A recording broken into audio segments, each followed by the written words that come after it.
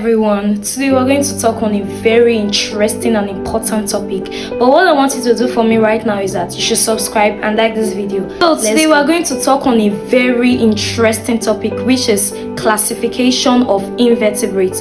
So first of all, what is classification? From the word classify, classification is the act of putting something together and giving it a name. Like me, I am a girl, but you can classify me as a female. So therefore, classification is the act of grouping a particular thing together and giving it a name. So what does invertebrate mean? Invertebrates are organisms or animals without a backbone. We are vertebrate because we have backbone, but I'm going to talk about invertebrate, that means organism that does not have backbone. So before we proceed further, I'm going to give you 3 different things that we're going to use ahead of this class, okay? So the first one is symmetry, the second one is cavity, and the third one is design. So body symmetry, body cavity, and body design. I'm going to explain it for you, don't worry, okay? So the first one is body symmetry, and body symmetry can either be radial symmetry, bilateral symmetry, or asymmetry. So what is asymmetry? Asymmetry are organisms that cannot be divided from any plane, okay? So the last one is bilateral symmetry organisms. What are bilateral symmetry organisms? Bilateral symmetry organisms are organisms that can be divided into 2 equal halves from just one plane. That means you can choose to divide them from here or from here, just one plane. So now let's talk about the body design. This is very interesting, okay? The body design is when an organism have either 1 or 2 openings. So the organism can either have 1 opening or 2 opening. Like we human, we have 2 opening where ejection and injection takes place. So ejection is the act of bringing in food, and injection is the act of taking out food, okay? So now let's talk about their body cavity. Their body cavity is divided into 3, which is the ectoderm, the endoderm, and the mesoderm. So what is ectoderm? Ectoderm is like the outer part of their body, the outer part of organisms. The ectoderm is the outer part, while the endoderm is the inner part of their body. Then the mesoderm is like the middle layer of their body. So let's dive into the main topic of today, which is classification of invertebrates. So what is classification? Like I said earlier, classification means to classify or group an organism into a particular category, okay? So what is what do they call it? Invertebrates. Invertebrates are organism without a backbone. So the first one we're going to look at today is Porifera. What are Porifera? So, Porifera are paw-bearing animals. That means they have paws all over their body, and they are the simplest multicellular organism. What is multicellular organism? Multicellular organisms are organisms that are made up of different cells, okay, that are working together. So unicellular is made up of just one, and multicellular are made up of different cells working together. So Porifera are multicellular organisms, and they are found in aquatic ocean, but they are mostly found in the marine ocean. And Porifera have pores all over their body that serve as an inhalant. That means when they are inside the water, that pores in their body help them to bring water into their body, and that water pass through the central cavity, which is known as the spongosil. So the spongosil also serve as an hydrostatic skeleton for them. You know, hydro is also known as water, so the spongosil serve as an hydrostatic skeleton for them. And when the water pass through the spongosil, it leaves through an exhalant known as the osculum. Example of Porifera are the sponges, and they are made up of different cells, which is the cyanocytes, the archaeocytes. So the cyanocytes are also known as the collar cells, which helps in bringing in food material for injection and for feeding. They are the same thing, okay? Injection and feeding are the same thing. So these cyanocyte cells help in feeding, and archaeocyte cells help in digestion, okay? And they are hermaphrodite. That means they have both male and female reproductive system. They are asymmetrical and aclomates. They lack a true organ. Okay, so like I said earlier, asymmetrical is organism that cannot be divided at all, and aclomates are organism that does not have a true body cavity, and they have spicules, which are their skeletal material, and these skeletal material are made up of triososilicates and calcium. They reproduce asexually by fragmentation and sexually by fusion of gametes. So the next one we're going to look at now is cnidarians, also known as colenterate. So the cnidarians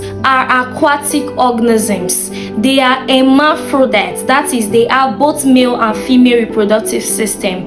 They are predominantly marine. So cnidarians have no true body cavity.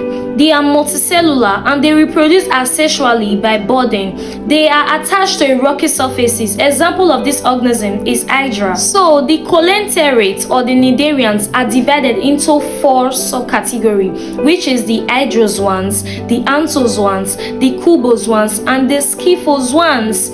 So what is hydrous ones? Hydrous ones are the most primitive. Example of this organism is the hydra, Physalia, the Portuguese man of war. Okay, so the hydrous ones are the most primitive, like I said. Then we move on to the cubos one. The cubos one are the smallest. They are the smallest organism. Like they are rarely found. Example of this cubos one is the sea wasps. So let's move on to the anthos one. The anthos one are the most numerous. There are very many. They can be found everywhere. So example of these anthos ones is the sea animal. And lastly, the scyphos one. The scyphos one is the jellyfish. They are the most active. The jellyfish are the most active. An example of the jellyfish is the scyphos ones. So now let's talk about hydra. Hydra is mainly found in freshwater ponds, river, lakes, etc. And it's a diapoblastic organism. That means the body is made up of 2 layers, and it has a central cavity known as the gastrovascular cavity. So now let's talk about the mesogleae. The mesogleae is like a middle layer. It's like a jelly-like structure that is found in between the ectoderm and the gastrovascular cavity. And hydra moves by the means of tentacles. So the movement can either be gliding, swimming, and somersaulting. Okay, so hydra has only one opening, which is used for bringing in food and bringing out food. That means hydra has only one opening, which does the work of the mouth and the anus. Imagine that, like that's so disgusting. Just one organism having one opening, which is used for injection and ejection. They have different cells, which is the epitheliomuscular cells, the interstitial cells, and the gland cells. So the epitheliomuscular cells are used in the contraction and relaxation of their muscles. Then the interstitial cells is used in the production of gametes, that is the testes and the ovary. You know, I said earlier that they are hermaphrodites, which is made up of a male and a female reproductive system. So these interstitial cells is used in the production of the gametes, okay, that they use in production. So the nematodes have different structure, which are used to carry out different function of offense and defense. So the first one is penetrant. The penetrant, from the name penetrate, is used to penetrate prey. Okay, the second one is vulvant. Vulvant is used to kill and entangle a prey. And the third one is glutenate. From the name glutenate. Glutenate is used to hold stick to a prey so that you can be able to kill and penetrate that prey. The structure through which the mouth open in hydra is called the hypostome, and the body of an hydra is called the enterium. So now let's move on to the Platyhelminthes. The Platyhelminthes is also known as the flatworm. The flatworm are parasitic, but only few are free living. Okay, so the flatworm are dorsoventrally flattened, which results in the name flatworm, and they are tripoblastic. That means they have 3 body layer, which is the ectoderm, the endoderm, and the mesoderm. Digestion is through their body surfaces by diffusion. They are aclomates, but their body is filled with a fluid known as the parenchyme. Excretion is by the means of a structure called the photonephridia, which have different cells known as the flame cell. They reproduce asexually by fragmentation, and they are usually hermaphrodite. That means they have a both female and male reproductive system. Okay, they are classified into 4, which is the tuberella, the monogena, the trematoda, and the cestoda. So the tuberella are free living organisms. Their digestive system is made up of mouth, pharynx, and anus. So the pharynx is used for feeding. They have auricles, which is used for detection of food.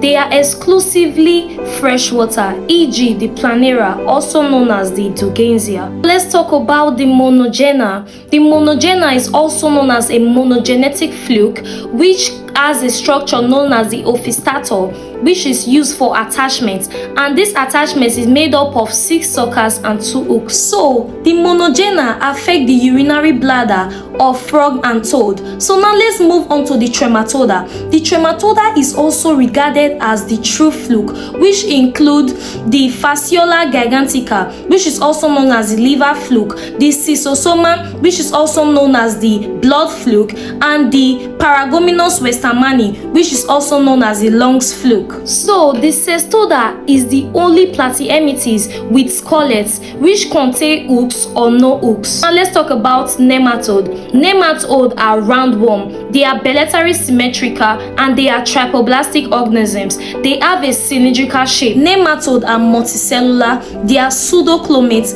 and they have a complete digestive system. Free-living nematode that is found in the soil are very beneficial to the soil because it adds nutrients to the soil and makes the soil fertile. So now let's talk about the annelids. Annelids are also known as segmented worm. Their body is very soft and segmented. They are bilaterally symmetrical. They have a true body cavity and they excrete through their nephridia. They are trypoblastic and they have an hydrostatic skeleton, which is fully packed with fluid, which gives them shape and support them while moving. Let's talk about Arthropoda. Arthropoda have jointed appendages and it's derived from the name anthro, which means joints, and poda, which means leg. So Arthropoda means jointed appendages. Okay, so Arthropoda are bilaterally symmetrical. They are trypoblastic and they have a true body cavity. The Arthropoda have an open circulatory system and they are divided into head, thorax, and abdomen. Okay, so Arthropoda are divided into 4 main subcategories, which is the insecta, the arachnida, the myopoda, and the crustaceans. So let's talk about the insecta. The insecta are the most numerous. They are very many and you can see them in your day-to-day life, like the ants, the bees, the butterfly. Those are insecta and their body is made up of chitin, which helps to prevent water loss. So now let's go to the crustaceans. The crustaceans are like your crab, your shrimps, and they have only 2 pairs of antennae. Okay, so now let's move on to the arachnids. The arachnids are your scorpion, your spider, and they are the only arthropod that does not have an antenna. And lastly, let's talk about the myopoda. The myopoda are the centipede and the millipedes. From the name centipede, you know they have hundreds of legs, and the name millipede, you know they have millions of legs. So the centipede are the poisonous ones and the millipede are the one that is not poisonous. So now let's talk about mollusks. Mollusks are soft body animals and they are bilaterally symmetrical and they are also trypoblastic. They have a tongue-like structure which is used for feeding, and the tongue-like structure is known as the radula. Mollusca also have a mantle cavity which is used for protection, reproduction, and respiration. They uses their nephridia for excretion, and their nephridia is like their kidney. Okay, so the Mollusca is divided into the cephalopoda, the gastropoda, etc. The cephalopoda is also known as the octopus and the gastropoda is also known as the snail. Let's look at the last one of the day, which is the Echinoderm. The Echinoderm are also called the Echinodermata because they have a spiny body surfaces and they have no head nor brain, therefore making them acranium. They are radially symmetrical in their larval stage and bilaterally symmetrical in their adult stage. The Echinoderms have a very high power of regeneration. Digestion is through their body surfaces. Examples of the Echinoderms are the starfish, the Bristol star, the sea urchin, the sea cucumber, etc. We have come to the end of this classifications of invertebrates. Hope you enjoyed this video. Subscribe and like, and see you guys in my next class. Bye.